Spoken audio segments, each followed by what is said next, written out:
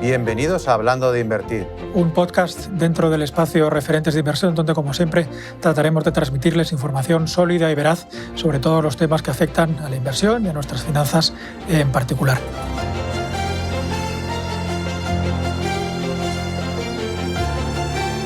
Al igual que cuando hacemos un rompecabezas o algún tipo de puzzle, no solo es importante contar con todas las piezas, sino tener un proceso ordenado para irlas ensamblando de manera que obtengamos el resultado deseado. También a la hora de invertir tendremos que ir seleccionando, buscando y luego encajando todas las piezas para que nuestro puzzle financiero a largo plazo pues también vaya a cumplir nuestras expectativas y que al final nuestra jubilación se parezca un poquito también a la foto de la caja, exactamente igual que ocurre con un puzzle. Y para cubrir este tema, pues probablemente tengo a la persona que mejor me puede acompañar dentro de Deutsche Bank, que es Rosa Duce, nuestra Chief Investment Officer. Bienvenida, Rosa. Muchas gracias. Hablando de invertir, es un placer contar contigo. Siempre empezamos con una estructura fija de preguntas que me atrevo a hacerte, en este caso a ti. Y la primera es, ¿cómo te definirías como inversora? Pues, intento predicar con el ejemplo. Soy una inversora bastante sensata. No suelo arriesgar mucho, tengo inversiones a largo plazo y hago muy poquitos cambios, la verdad. ¿Alguna figura, valga la redundancia, referente de inversión que te haya ayudado a ser quien eres y a invertir como inviertes? Pues mira, como sabía que me ibas a hacer esta pregunta, lo he estado pensando y la realidad es que no te podría decir un solo referente. Yo aprendo muchísimo de mis compañeros, de vosotros, de los compañeros que están todo el día gestionando clientes. Me parece que hacen una labor impresionante y yo en el fondo soy una privilegiada. ¿Algún libro, alguna pieza, algún artículo que nos pudiese recomendar? Pues es que soy muy mala lectora de temas financieros, lo reconozco, yo leo mucho y leo mucha novela histórica sobre todo, pero bueno, mira, preguntando a mis conocidos, ellos me han aconsejado un libro de Peter Lynch que se llama Un paso hacia Wall Street. Dicen que está bien, así que lo leeré. Perfecto, pues muchas gracias y vamos a entrar ya en materia. Y como el tema de hoy es largo, a lo mejor tenemos que empezar por el principio. ¿Qué es invertir? Pues yo creo que es más una ciencia y a mucha gente le sorprenderá, pero los que nos dedicamos a la inversión, y tú lo sabes muy bien, cuando nos ponemos y miramos y viene un cliente o un inversor y quiere invertir su dinero con unos objetivos claros, primero le decimos, vale, ¿cuáles son tus objetivos? Esto es lo que tú quieres, con qué plazo, el riesgo que puedes asumir o el que quieres asumir, y a partir de ahí empezamos a trabajar, pero empezamos a trabajar no haciendo pócimas, sino que efectivamente empezamos a trabajar, pues primero construimos un modelo matemático, tenemos que saber con qué activos podemos trabajar, qué rentabilidad esperada tienen esos activos, cómo interactúan los activos con otros. Al final lo que nosotros buscamos es la mejor cartera para ese cliente, teniendo en cuenta toda la oferta que tenemos y luego también con toda la información. Al final, el hecho de que tengamos acceso a determinadas herramientas, ¿no? Todas las herramientas que maneja un gestor, evidentemente no puede utilizarlas todo el mundo. Entonces, nosotros lo que hacemos es, como tenemos mucha información y podemos utilizar esa información para nuestras herramientas matemáticas y tecnológicas, podemos sacar una serie de conclusiones, pero esas conclusiones... Razonables, claro, pero no ciertas. Efectivamente, son conclusiones razonables que nos permiten dar al inversor la mejor cartera que en base a nuestro proceso de inversión puede llevarle a sus objetivos. Pero evidentemente esa mejor cartera está sujeta a riesgos. Una cartera ¿es una lista de cosas? Pues a ver, no, porque al final es como una orquesta es una lista de instrumentos, no. Es un conjunto de instrumentos que cuando trabajan coordinadamente te da lugar a música, si nos tendríamos ruido. Pues esto es un poco lo mismo. Nosotros podemos seleccionar activos, hacemos análisis de qué activos tienen mayor potencial o tienen una rentabilidad esperada y vemos cómo interactúan entre unos y otros, y al final lo que hacemos es implementar precisamente cuál es la mejor combinación de esos activos para llegar a los objetivos del cliente. Necesitamos esa combinación, no es cojo un poquito de aquí, otro poquito de aquí, mi amigo me ha dicho que este otro, mi vecino del cuarto invirtió en esto. No, esto no es un proceso ordenado, yo creo que la clave es ordenado. Y sobre todo porque la misma orquesta va a poder tocar música diferente, muchas piezas, claro, donde en unas el mejor violista del mundo en una ópera de 1 hora va a tocar 15 minutos y en una obra de otra época o de otro autor o sencillamente con otro tono, ese mismo violinista en vez de 10 minutos va a tocar 40. Justo. Y no deja de ser menos virtuoso. Justo, pero te permite adaptar con muy buenos músicos, tú puedes hacer muchas diferentes canciones, ¿no? Pues esto es lo mismo. Con buenos activos bien seleccionados, con toda la información disponible, conociendo bien qué potencial tiene tiene cada uno de ellos, qué riesgos tienen, efectivamente tú puedes hacer muchas combinaciones de carteras que se adapten a los clientes. Tú tienes una base sólida y sobre esa base sólida sí que puedes coger determinados temas que efectivamente te pueden dar ese plus. Pero la base fundamental es esto, ¿no? Es coger una buena asignación de activos teniendo en cuenta precisamente, lo has comentado, ¿no? El escenario económico, el escenario de los bancos centrales, que son fundamentales, como bien sabes, para el mundo financiero, el escenario de la política fiscal de los distintos países.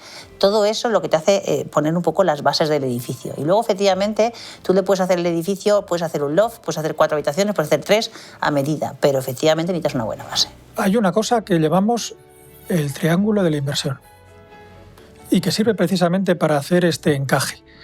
Hablamos de riesgo, pero en realidad hay varios tipos de riesgos. Y cada cosita la podemos ubicar, ¿no? Entre rentabilidad, riesgo y liquidez. Y eso también es adaptar esta cosa que ya no es una lista de cosas, sino que ya es una cartera, es decir, ya no son instrumentos, ya es una orquesta. Vamos a empezar a acercarlo hacia el inversor. Perfecto, ya tengo mi visión, ya tengo mi opinión, ya tengo seleccionados los instrumentos, no el mejor de cada uno de los rankings de fondos o de bonos, sino el que mejor encaja uno con el otro. El primero de uno puede ser el cuarto de otro. Perfecto. ¿Y ahora cómo hacemos que eso encaje en un inversor? Con este triángulo. Dime qué necesitas, dime cuándo lo necesitas y dime realmente si puedes soportar fluctuaciones. ¿Cómo lo hacemos? Pues mira, yo creo que efectivamente el triángulo es importante porque sobre todo nos ayuda a situar, ¿no? Porque claro, podemos tener clientes que a priori te pueden decir, no, yo quiero mucha liquidez porque no quiero mucho refugio. Y dice, bueno, ya, pues que a lo mejor el refugio que buscas es la liquidez, estás perdiendo porque no te permite, por ejemplo, salvar la inflación y entonces pierdes dinero. O hay clientes que dicen, no, yo quiero asumir mucho riesgo. Bueno, ya, pero es que en tu situación financiera, si necesitas el dinero dentro de 2 años, pues evidentemente no podemos asumir tanto riesgo. Primero situarlo en el triángulo. Y luego, una cosa que nosotros hablamos siempre, como bien sabes, es lo que llamamos la asignación estratégica de activos, que es básicamente, y además nos lo dice la historia, es muy fácil entender el ejemplo. Si tú, por ejemplo, ahora mismo cogieras a cualquier inversor que haya invertido en el último año y medio en bolsa americana, en el Standard & Poor's, todos los gestores lo han hecho bien, ¿vale? Todos han subido, porque la bolsa ha subido, pero no todos lo han hecho igual de bien. Por tanto, la parte que llamamos distribución estratégica de activos es en qué mercados tengo que estar, dónde tengo que estar. Y eso tiene mucho que ver con pues lo del principio, ¿no? Mis objetivos. Si estoy invirtiendo a largo plazo, por ejemplo, estoy invirtiendo para mi jubilación, tengo 40 años, pues probablemente puedo asumir más riesgo, puedo tener más parte en renta variable. En esa parte de renta variable, ¿cuánto tengo que poner en renta variable americana? ¿Cuánto tengo en renta variable europea? Hacer una buena distribución de activos. Y esa debe ser bastante estática, porque es donde tengo que estar. Luego ya elegiremos el instrumento de cómo estar. Pero ¿dónde estoy? Esto no cambia, porque tiene que cambiar con tu situación financiera. Hombre, si te toca la primitiva, pues claro que cambia, pero en condiciones normales no cambia. Lo cual no significa que tengas que estar atado a una roca. Por eso le llamamos construir las carteras de fuera a adentro. El primer paso es la asignación estratégica de activos y era lo que conciliaba los 2 primeros puntos. Oye, a largo plazo, si atendemos a la historia y atendemos a nuestras previsiones, para tú obtener una rentabilidad de X, en promedio vas a tener que asumir un riesgo de Y. Y este riesgo de Y, la forma óptima matemáticamente para hacerlo es con esta lista de índices o de exposiciones o lo que tú quieras. Eso significa que en ese momento tú apagas la tele, cancelas la suscripción a tu periódico, te tumbas cómodamente en una hamaca y no vuelves a generar una opinión. No, efectivamente existe lo que llamamos una asignación táctica de activos. Yo puedo pensar que a 20 años el mundo va a crecer y al mismo tiempo puedo pensar que viene una recesión en 6 meses. Y no me estoy contradiciendo en absoluto. Pero tampoco vas a cambiar sustancialmente la cartera, pero vas a tener que hacer pequeños ajustes. Pequeños. Eso es. Si estás bien ubicado y tú tienes una buena cartera bien diversificada, que te has construido bien, hay que cambiarla muy poco, pero hay que cambiarla, porque siempre hay oportunidades en el mercado, pueden subir los tipos de interés, pueden bajar, puede haber una recesión, y hay cosas, puede haber oportunidades en Estados Unidos y mañana en Europa. Esos cambios hay que hacerlos, pero no son cambios fundamentales, como bien dices. En una cartera que tienes el 50% en bolsa, no te vas a ir al 0 ni al 20 en ningún momento. Así es. Y qué importante es mantenerse invertido. Sí que lo has visto, porque de hecho es un gráfico que hemos mandado tú a mí, pero es espectacular. La importancia de haberse perdido los 10 mejores días de los últimos 30 años en una bolsa como la americana. Reduce tu rentabilidad total, creo recordar que es en torno a un 50%, ¿verdad? 50%. Esas tendencias a sobrereaccionar muchas veces cuando pues, tenemos nuestro sesgo, no tenemos miedo o no estamos bien acompañados en esto de la inversión, qué carísimo sale ese impulso de vender o de sobrereaccionar a una noticia, ¿verdad? Claramente, además lo hemos visto muchas veces en episodios, pues yo recuerdo ahora pues cuando la pandemia, por ejemplo, ¿no? Cuando la guerra en Ucrania, o sea, ha habido momentos puntuales en que el mercado ha caído mucho y la tendencia de muchos de nuestros inversores es que venden corriendo y no se dan cuenta que generalmente este tipo de episodios lo peor que puedes hacer en ese momento es vender, te dejas llevar por el pánico, ¿no? Entonces, lo que dice la historia y nos dice efectivamente es que si tú te mantienes invertido a largo plazo la rentabilidad es mucho mayor. Y luego está el caso extremo, ¿no? De, oye, voy a vender todo porque he visto algo en el telediario que me da miedo. Pero no solo es el caso extremo. Es decir, No. Cuando te decimos permanece invertido significa permanece en tu camino. Si hemos hecho todo este ejercicio y hemos llegado a la conclusión de que esta es tu estrategia a largo plazo, de media vas a tener que estar dentro de esa. Si no, por muy bien que esté hecho todo, si la implementación es incorrecta, vas a perder el objetivo. Vas a perder el objetivo. Efectivamente. Y ahora vamos a llevar esto a la práctica. Al final nosotros hacemos una cartera modelo. Y hay determinados inversores a los que de alguna manera les chirría. ¿Qué es una cartera modelo? En el fondo, nosotros todo esto, lo que hemos hablado, ¿no? Todos estos modelos económicos, matemáticos, este escenario, toda esta información de la que disponemos, nos sirve sobre todo para intentar asignar determinados perfiles que son los perfiles más habituales. Tú generalmente te sueles encontrar personas que son muy aversas al riesgo y evidentemente ese tipo de personas pues le tienes que hacer una cartera que probablemente no es la misma que una persona que tiene muy poca aversión al riesgo. Luego también el plazo. No es lo mismo que tú hagas una cartera para alguien que se tiene que comprar algo dentro de 5 años que alguien que se va a jubilar dentro de 20. Lo que ocurre generalmente es que todos los clientes al final siempre pueden encajar en determinadas carteras modelo porque valen para todo y pueden coger toda la idiosincrasia de cada cliente. Es algo positivo porque los clientes tienen la seguridad de que pueden acceder a la mejor cartera para sus necesidades individuales. Un cliente particular, si se va a invertir probablemente en una acción en China, los costes para él de invertir en una acción en China no son los mismos que si un grupo de inversores con una cartera modelo compras para todos esos inversores una acción en China. Por tanto, por costes, por diversificación, por acceso a mercados difíciles. Muchas veces el inversor particular no puede llegar. Que yo haga una cartera modelo que sería perfectamente implementable y súper eficiente en costes, porque, ojo, no es lo mismo el coste de comprar 500 euros de una cosa que el coste de comprar 400 millones de esta misma cosa.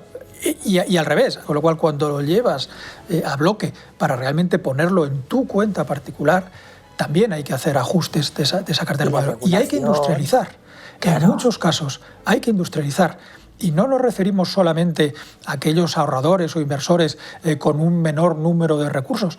Para aquellos inversores con un mayor volumen, también industrializan. Muchas veces en mucha mayor medida que los inversores más pequeños en volumen, menos formados, porque industrializar significa eficiencia en la ejecución, en los costes, en el seguimiento. Y en la diversificación, porque te permite tener en tu carrera mucho más productos, porque puedes llegar a muchos más mercados con menos coste.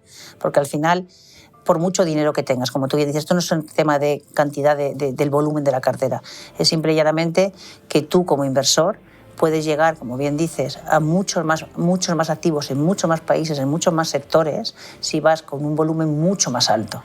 Y luego es un tema de foco.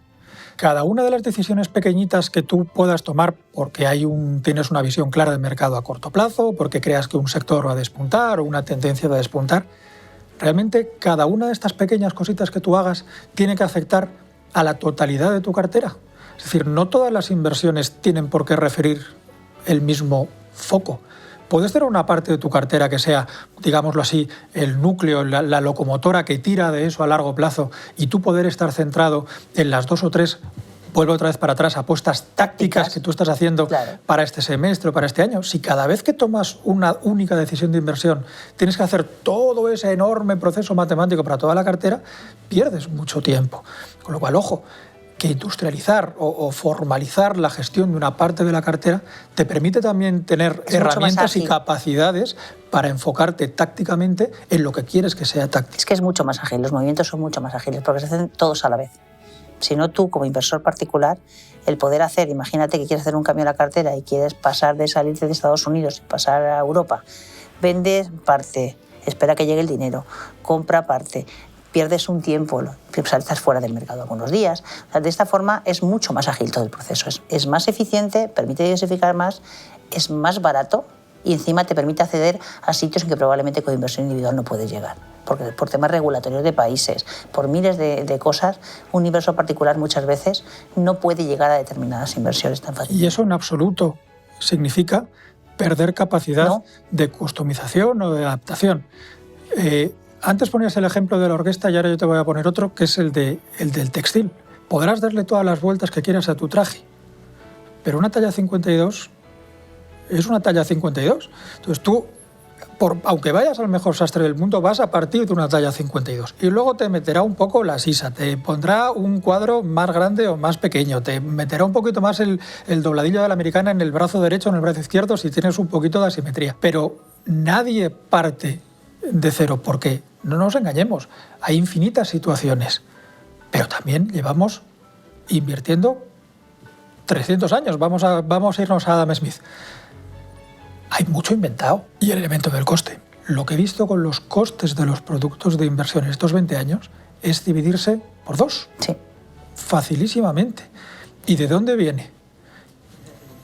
De esa eficiencia. Eso repercute directamente en el rendimiento, no a largo, sino a corto plazo de un cliente, exponencialmente. El coste es exponencial. Con lo cual, ser eficiente en costes no solo es importante para el inversor que tiene menos recursos, es crítico para cualquiera, es un porcentaje. Pues oye, Rosa, muchísimas gracias por tu tiempo y por tu sabiduría. Desde luego tenemos contenido para reflexionar durante un tiempo bastante largo, pero si el principio es reglado, el final también. Y ahora nos toca responder a las preguntas de la comunidad que nos han hecho llegar. Y la primera te viene como anillo al dedo. ¿Cómo podemos combatir los sesgos inherentes a la psicología financiera a la hora de construir una cartera sólida y a largo plazo? La verdad que es muy buena pregunta, porque nosotros somos nuestro peor enemigo. Entonces, la mejor forma de combatir esos sesgos es intentar mirar lo menos posible nuestra cartera, pensar que es una cartera a largo plazo y solamente cambiar cuando realmente haya cambiado nuestra situación financiera y haya un cambio, o esta situación que contamos, totalmente que cambia el escenario radicalmente. Si no, lo mejor es no mirar. Pues mira, te toca también la segunda pregunta porque hila perfectamente con esta respuesta. Entonces, ¿con qué frecuencia recomendáis revisar y ajustar una cartera y cuáles son los principales indicadores que utilizáis para ver si es necesario o no hacer ese ajuste? Pues mira, la parte más estratégica de la cartera cambia muy poco. Lo que te decía, ¿no? Tiene que cambiar tu situación financiera radicalmente para que veamos efectivamente un cambio. Pero sí que es verdad que no vas a dejar la cartera estática continuamente. Hay cambios que llamamos tácticos. Por lo menos nosotros creemos que una vez al trimestre deberíamos mirar un poco la cartera por si hay alguna oportunidad táctica en la que tendrías que mover un pelín. No tienes que salir radicalmente de renta variable y volver a entrar, no, pero un 2 o un 3%, un determinado sector, determinado país, determinada tendencia. Cada 3 meses yo creo que sería una buena forma de cambiar tácticamente la cartera. Bueno, pues como has respondido todos, me quedo yo con la tercera.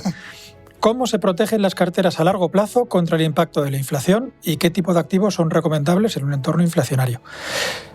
Bueno, las carteras se protegen de la inflación el primer día que te planteas hacer una cartera, porque precisamente uno de los objetivos básicos de una cartera es batir a esa inflación y superarla con un poquito, porque vas a tener costes, vas a tener impuestos, vas a tener cosas. Con lo cual, la mejor protección posible frente a la inflación es tener una cartera y no, insisto, una lista de cosas. La siguiente que nos preguntan es qué tipo de activos son los más recomendables. Y aquí la respuesta cómoda del financiero, como siempre, es depende, hay que ver el entorno. Si vamos de menos riesgo a más, lo primero que tendríamos que ver es si los tipos de interés de la renta fija me están cubriendo o no me están cubriendo la inflación. Si me la están cubriendo es la más fácil y la más segura. Pero como siempre hay que hacer una cartera y hay que poner cosas al lado, pues evidentemente la renta variable, especialmente de aquellas compañías, de aquellos sectores que son muy competitivos, que tienen una posición competitiva muy fuerte, un producto muy estable, muy demandado y que por tanto son capaces de repercutir esa inflación a sus clientes e incluso distribuir parte de su beneficio en forma de dividendo, es otra forma muy clásica y muy eficiente de combatir esa inflación a largo plazo. Y ya la última, la cuarta. ¿Se han encontrado casos concretos de un tipo de inversor que por sus características no encaje en ninguno de los perfiles más habituales? Llevo carrerilla. Venga, sigue. Te diría que me he encontrado con muchos inversores que creen que no encajan en ninguno de los perfiles habituales. Y es normal que eso ocurra, al final uno ve su situación. Y ciertamente cada situación es única, lo cual no significa que cada solución de inversión también tenga que serlo. Al final, cuando nos sentamos con un cliente y comprendemos sus necesidades, y en muchos casos nos toca hacerle ver sus necesidades, la parte principal del debate es: hay mucha gente que piensa que puede asumir mucho riesgo y le tenemos que decir, no, a lo mejor no deberías asumir tanto. Hay gente que piensa o que tiene una tendencia a asumir muy poco riesgo y le tenemos que decir, oye, a lo mejor te interesaría asumir un poquito más. Pero creo que, como decíamos antes, casi todo está inventado y que muchas veces se trata más de elegir esos instrumentos para que la orquesta toque tu canción que de hacer un casting de violinistas y de violonchelistas. Eso casi siempre suele estar hecho. Se trata más de adaptar que de inventar. Pues oye, Rosa, solo me queda agradecerte una vez más tu tiempo, tu conocimiento y haber compartido ambas cosas con nosotros hoy. Muchísimas gracias y por supuesto eres siempre bienvenida. Muchas gracias, un placer haber estado aquí. Referentes de inversión. Descubre más contenido en referentesdeinversión.es.